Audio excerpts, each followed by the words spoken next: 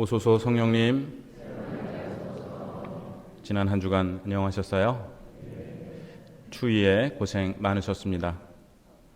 지난주에는 8구역 오마리아 자매님의 아버님 오대환 지카리아님과 7구역 김윤호 멜키올 형제님을 하느님 품으로 보내드렸습니다. 봉송체마다 배웠던 멜키올 형제님의 겸손하고 선하신 모습이 눈에 선한데 앞으로도 많이 떠오를 것 같습니다.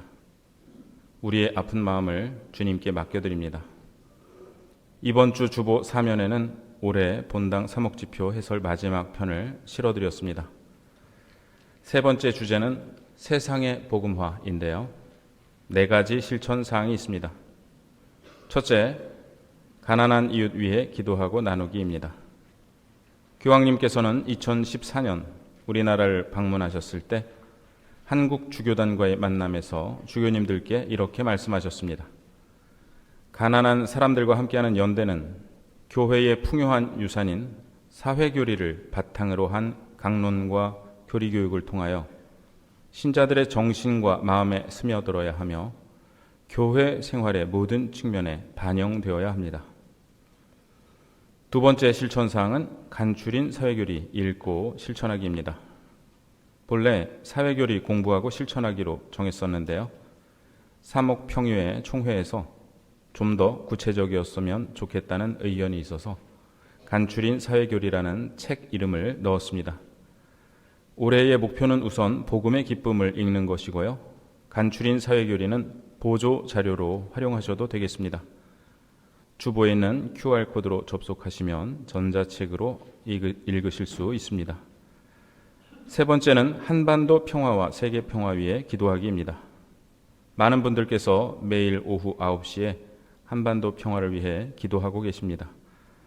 한반도와 온 세상의 평화를 위해 계속 기도해 주시기 부탁드립니다.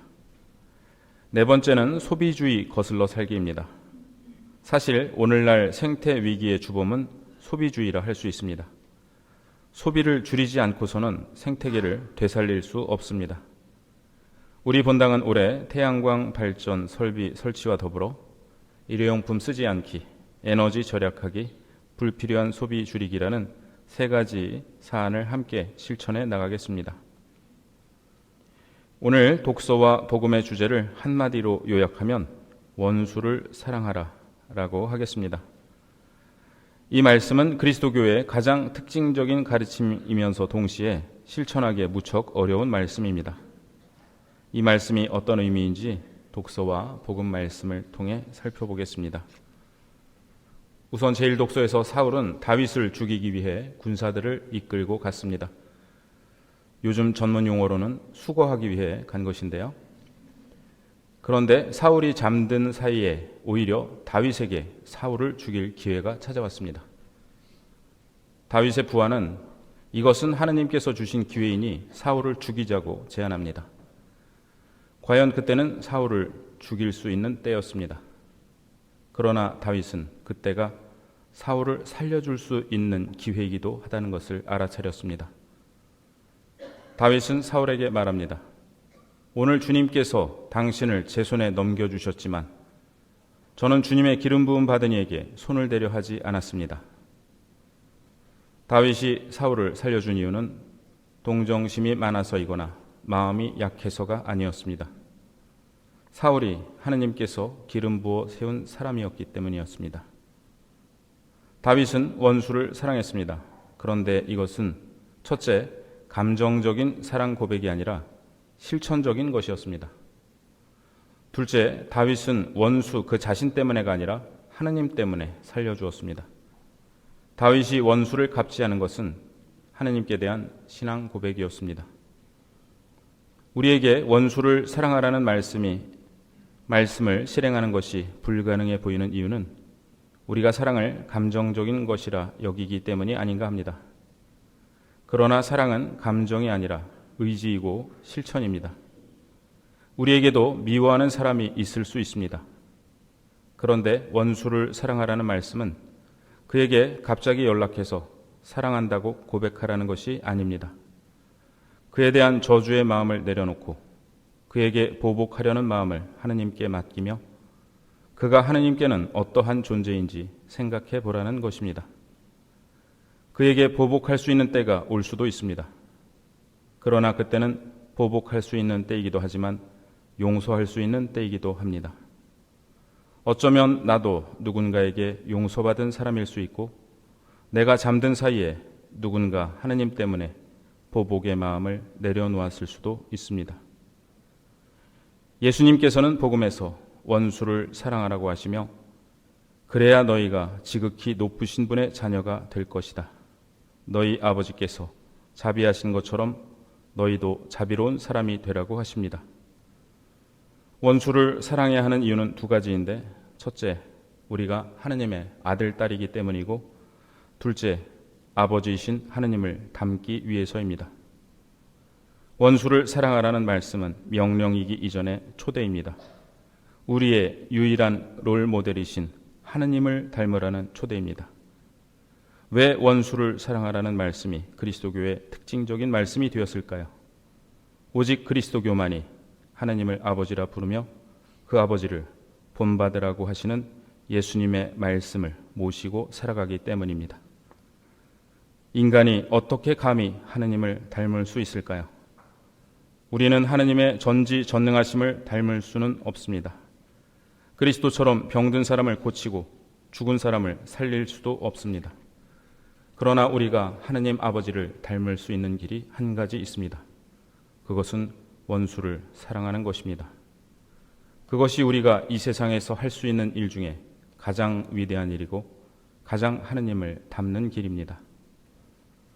오늘 제2독서에서 바오로 사도는 첫 인간인 아담과 둘째 인간인 그리스도를 비교합니다.